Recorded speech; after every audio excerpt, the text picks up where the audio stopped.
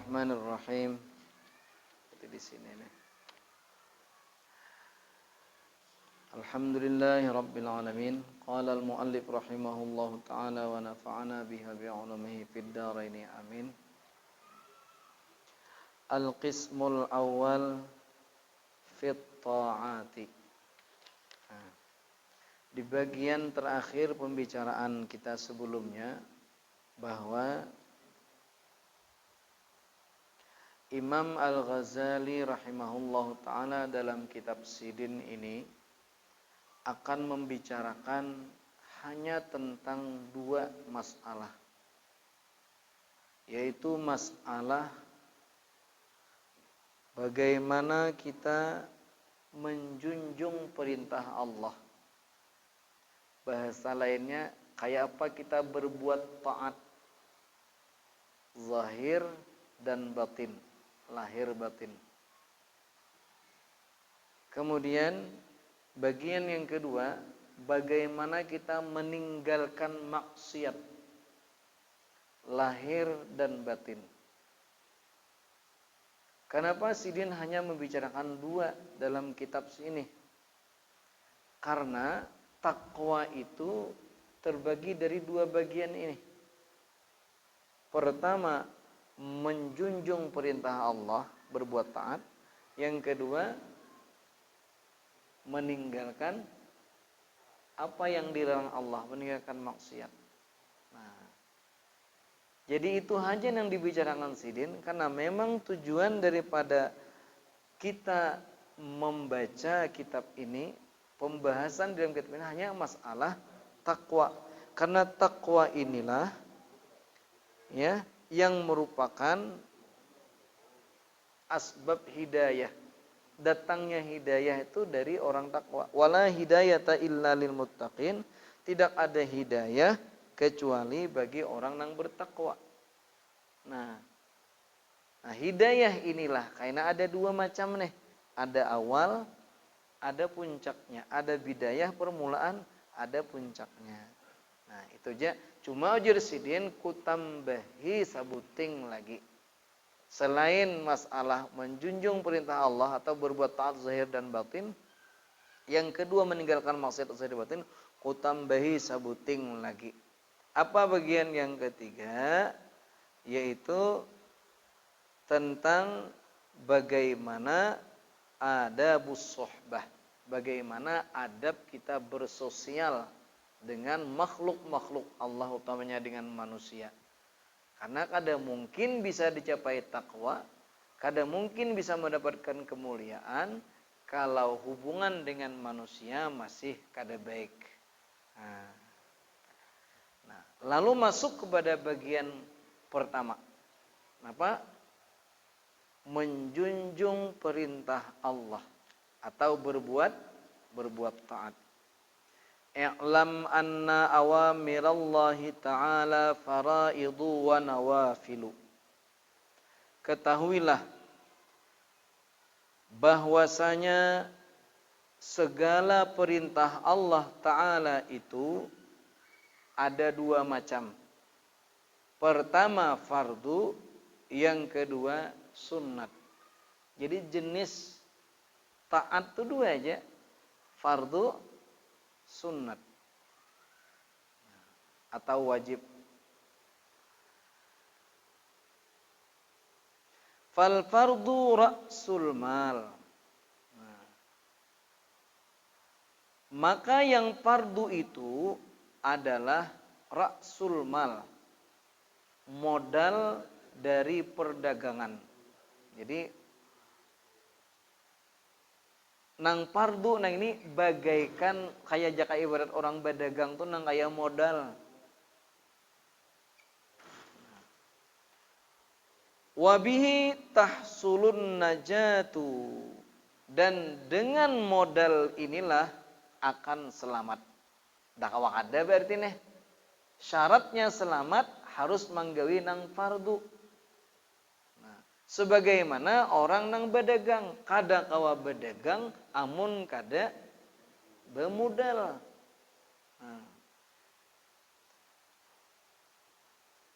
Wan naflu huwar ribhu. Sedangkan yang sunat itu ialah keuntungan. Wabihil fauzu bid darajat, dan dengan keuntungan inilah kita mendapatkan beberapa derajat kelebihan. Nah, itu perumpamaannya.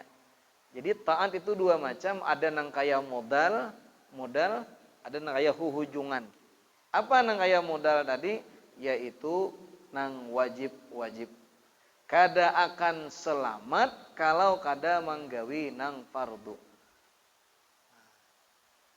Tapi sama pada taat jenisnya. Berarti apa ya? Nang wajib jangan ditinggal. Kada pacangan selamat mun tinggal nang fardu nang ini. Nang sunat juga kita gawi. Kenapaan? Karena ibarat orang sekolah nang into, nang bila lulus berarti kan nang fardu beres dah. Cuma ketika menggawe nang sunat ini ada karena prestasi rankingnya tanah. Nah, pian naik lah kelas di sidin. Naik kayak aku aja sidin.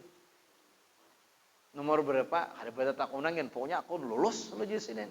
Nah, berarti sidin kan kada berprestasi. Nah, tapi bila mau lulus lah, lulus aku aja sidin. Rankingnya, ranking 1, pintar aku nang ini. Cuma bila orang tua pada pintar, bungol pian. Bila orang tua pada pintar, nyata ada pintar. Lu pada ngalihai. Nah, ada pintar ngarannya. Nah, gitu. Rasulullah sallallahu alaihi wasallam bersabda. Nah, yaqulullahu tabaraka wa ta'ala. Allah berfirman, berarti ini hadisnya bila Nabi kita menceritakan tentang Allah berfirman, berarti itu ngaran hadisnya hadis qudusi. Ma taqarraba ilayyal mutaqarribun bimithli ada'i maftaradtu alaihim. Wala yazalul abdu yataqarrabu ilayya bin nawafili hatta uhibbahu. Fa idza ahbabtuhu kuntu sam'ahu alladhi yasma'u bihi wa basarahu alladhi yubsiru bihi wa lisanahu alladhi yantiqu bihi wa yadahu alladhi yabtishu biha wa rijlahu alladhi yamshi biha. Ini hadisnya rawahu ba'dahul Bukhari. Sebagian hadis ini diriwayatkan oleh Imam Al-Bukhari, berarti hadis sahih. Nah, lihat Allah berfirman dalam hadis qudusi, tidaklah mendekatkan diri, ya. Tidaklah mendekatkan diri kepadaku oleh orang-orang yang mendekatkan dirinya dengan seumpama mengerjakan apa yang kupardukan atas mereka. Jadi kan fasilitas kita gasan mendekatkan diri kepada Allah itu dua tadi, ada nang fardu, ada nang sunat. Allah berfirman, kadalah mendekatkan diri kepadaku oleh orang yang mau mendekatkan diri kepadaku dengan seumpama menggawi sesuatu nang kufardukan. Artinya luar biasa dahsyatnya nilai ketaatan nang fardu nang ini, sehingga tidak ada satupun amalan nang paling mendekatkan diri kepada Allah sebagaimana menggawi nang fardu. Makanya kalau kita sembahyang sambati aja sembahyang sunat. Ketika kita sembahyang sunat di bulan Ramadan tarawih 20 rakaat, baginda Nabi SAW mengatakan diampuni dosa orang yang bangun malam beribadat di malam Ramadan tuh akan dosa-dosanya yang telah terdahulu. Luar biasa sembahyang sunat ini. Kemudian qabliyah subuh, ada ibadat sembahyang kan sebelum subuh tuh lebih baik daripada dunia dan segala isinya. Harap-harap. Apanya lagi? Ketika seseorang melaksanakan salat duha 2 rakaat aja, lunas semua tuntutan sedekah atas persendian-persendian tubuhnya yang tidak kurang daripada 360 sendi itu. Harap sembahyang sunat, tetapi sedahsyat apapun sembahyang sunat tidak ada yang paling mendekatkan diri kepada Allah sebagaimana mendekatkan diri mengerjakan nang fardu-fardu. Makanya tak paling handut bila orang nang itu menggawe nang sunat tapi nang fardu parai. Ini kadang kawa tak pilih nang halus. Nah lalu sambungannya wala yazalul abdu yataqarrabu ilayya bin nawafili hatta uhibbahu.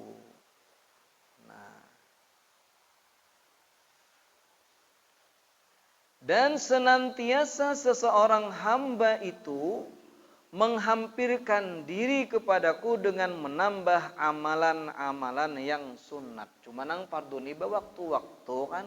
Kalau sembahyang fardu berapa kali sehari? 5 aja.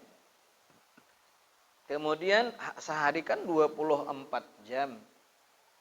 Anggaplah sembahyang tuh kita ambil sembahyang fardu tuh 5 menit sekali tuh. Berarti 5 kali 5 berapa? 25 menit ya. Sementara seharian itu berapa hari? 24 jam. Berarti 23 jam setengah lebih kosong daripada kesempatan kita menggawi nang fardu, nang luar biasa dahsyatnya mendekatkan diri kepada Allah.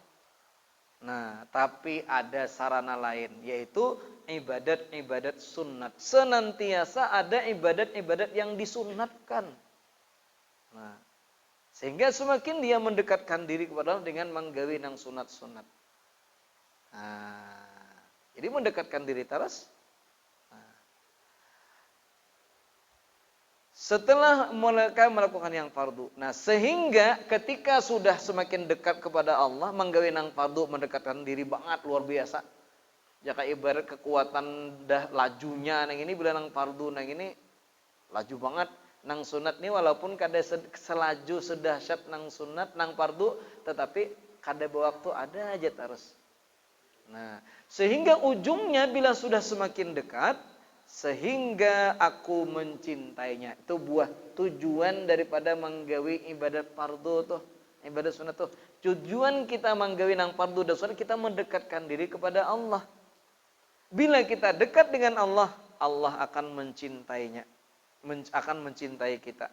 Nah, maka apabila aku telah mencintainya, kata Allah bila aku sudah mencintainya, karena menggawi nang fardu nang sunat semakin dekat, ku cintai. Bila sudah aku cintai, maka akulah pendengarannya yang ia mendengar dengannya, dan akulah penglihatannya yang ia melihat dengannya, dan akulah lidahnya yang ia berkata-kata dengannya, dan akulah tangannya yang ia menyentuh dengannya, dan akulah kakinya yang ia berjalan dengannya. Nah, nih luar biasa nih. Jadi bila sudah orang itu dicintai Allah, aku kata Allah menjadi pendengarannya, memberi takutannya. Hadisnya ini, bila orang itu dicintai Allah, aku kata Allah menjadi pendengarannya. Maka kita belajar sifat 20 kayak apa? Kayak itu. Nah, makanya oleh ulama hadis ini ditakwilkan dengan kalimat aku menjadi penjaga penglihatannya, menjadi penjaga pendengarannya, menjadi penjaga lidahnya, menjadi penjaga tangan dan kakinya. Maksudnya dijaga akan. Bila dijaga apa ya? Terarah segala gawian-gawiannya kepada sesuatu yang diridai oleh Allah Subhanahu wa taala. Hadis qudsi ini ya. Nah, hadis qudsi nang ini isinya banyak. Nang pertama Imam Ghazali mengutip ini sebagai isyarat bahwa sarana kita berbuat mendekatkan diri kepada Allah kada lain dengan berbuat taat. Bisa dengan nang fardu ataupun dengan nang sunat. Ada kawan nang lain, kada kawa mendekatkan itu selain nang ini. Yang kedua, di hadis nang ini Allah menyatakan, Nabi kita menyampaikan bahwa tujuan daripada menggawi ibadat fardu dan sunat adalah mendekatkan diri kepada Allah. Buahnya ada, bila orang dekat dengan Allah, Allah akan mencintainya. Nah, kemudian tanda orang dicintai pun di ujung hadis ini padahkan. Tanda orang itu dicintai Allah, telinga, mata, lidah, tangan dan kakinya dipelihara oleh Allah, terarah dijagakan oleh Allah Subhanahu wa taala. Nah, jadi kita kalau mau ukur kita tuh dicintai Allah kan ada kah? Jawabannya lihat gawian kita. Bila mata ni pina liar jak holong kahilir. Pina lilingah mata pina orang ada melihat menjuling mata. Bila sudah parak-parak mana ada melihat lagi. Putungan nang ambak banget. Berarti tanda kita dicintai itu kada tapi ada. Tapi behenu pina ambak bang mau. Dasar ambak. Bila mau lidah nang ini berucap hatuju berzikir dijaga oleh Allah, berbuat nang maksiat kada mau, berkata nang berdosa kada mau, jangan berdosa nang sia-siakeun Quran, berzikir banyak, baca Quran rajin. Berarti tanda kita tuh dicintai Allah. Kayak apa supaya kita dicintai Allah? Dekati Allah. Bagaimana cara mendekati Allah? Gawi ketaatan. Apa ketaatan yang paling mendekatkan diri kepada Allah? Nang fardu, tapi nang sunat pun luar biasa juga kada waktu senantiasa. Hadis ini. Itu.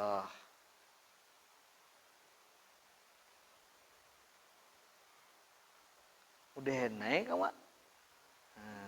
Jadi senantiasa gawin kita nih zahir dan batin dihiasi dengan ketaatan kepada Allah Subhanahu wa taala.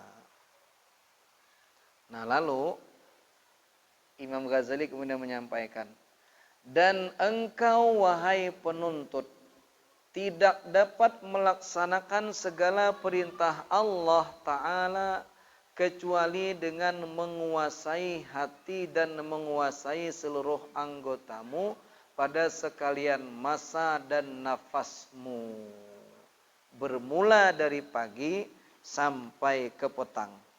Nah,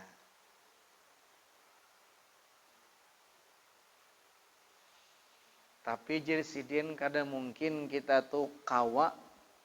Jadi Imam Ghazali kada akan bisa kita nengintu senantiasa melaksanakan perintah Allah. Bahasa lainnya kada kawa senantiasa kita tuh berbuat taat kepada Allah kecuali dengan memeriksa dan menguasai hati kita.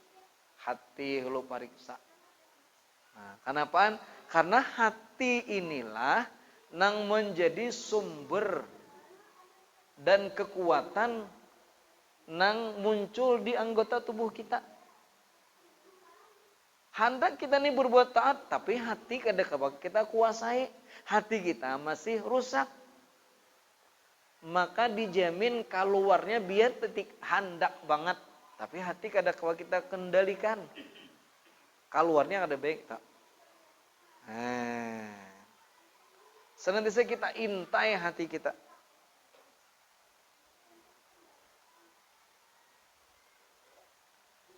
Makanya kan ada hadis Nabi. Apa hadis Nabi? Ala inna fil jasadi mudghah. Ketahuilah sesungguhnya di dalam jasad itu ada segumpal darah, segumpal daging. Nah, apabila daging itu baik, baik seluruh tubuh kita. Tetapi apabila daging itu rusak, rusak seluruh anggota tubuh kita. Ala wahyal qalbu, daging itu ujar Nabi kita segumpal darah, segumpal daging itu adalah hati. Nah, makanya jadi Imam Ghazali, kita tahu fungsi ketaatan itu mendekatkan diri kepada Allah. Buah daripada kita mendekatkan diri kepada Allah, kita dicintai Allah.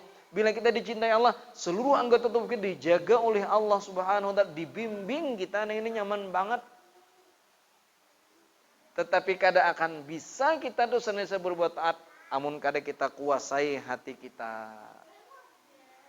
Kuasai hati kita. Nah, dan menguasai seluruh anggota, mulai apa? Mulai pada sekalian masa dan nafas kita. Setiap waktu. Apabila hati kada kita kuasai dalam waktu itu, yang ini kada lagi berbuat taat. Mulai pagi sampai petang kita kuasai. Nah, makanya bila orang tuh mengaku-ngaku bersih hati tapi gawiannya maksiat, itu dusta tak? Aku bukannya bujur kayak ini, tapi hatiku ini bersih, tahu lah, mengaramput gitu. Aku bukannya bujur pamandiranku ini kasar, tapi hatiku ini lembut banget, karamput gitu. Nyata ada.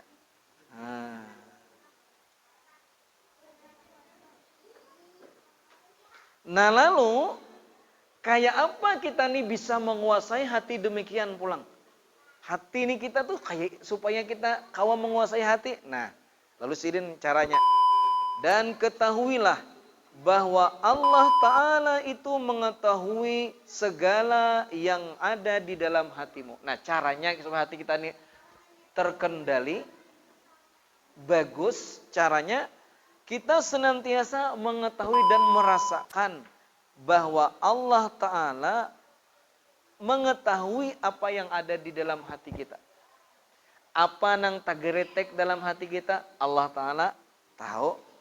Nah, kadahnya tahu dan dia menilik itu melihat segala apa yang ada di dalam zahir dan batin kita. Kadahnya dalam hati kita. Nang di dalam zahir batin kita pun Allah Ta'ala tahu. Kadahnya tahu, melihat. Dan dia mengetahui segala masamu. Wayah apakah kita nang ini?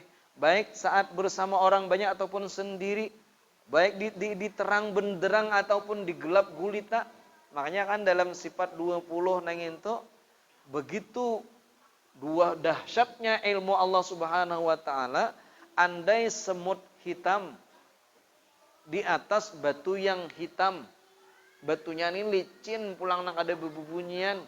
Di tengah gelap gulita nang hitam luar biasa. Allah Ta'ala pun tahu hal demikian. Jadi kemudian lintasan hatimu. Apa nang terlintas dalam hati kita? Allah Ta'ala tahu. Dan segala langkah-langkahmu. Allah Ta'ala tahu. Ini kita nang ampun langkah hari ini. Berapa kali kita melangkah. Berapa ratus langkah hari ini. Kemana kita langkahnya hari ini? Ke arah timur berapa kali? Ke arah barat berapa kali? Ke arah utara selatan berapa kali? Kita ampun langkahnya kada tahu lagi. Allah Ta'ala tahu hitungannya itu. Dan segala diammu dan gerakmu. Kita diam berapa menit? Berapa menit kita bergerak hari ini? Allah Ta'ala tahu. Kita ampun gerak berapa kali? Berapa kali kita mengayun tangan hari ini? Berapa kali jari tangan kita bergerak? Allah Ta'ala tahu. Nah. Dan sama ada engkau bergaul dengan orang banyak. Atau engkau duduk bersendirian. Allah Ta'ala tahu. Nah. Di kamar surangan. Allah Ta'ala tahu. Kita di sini bersama-sama. Allah Ta'ala pun tahu.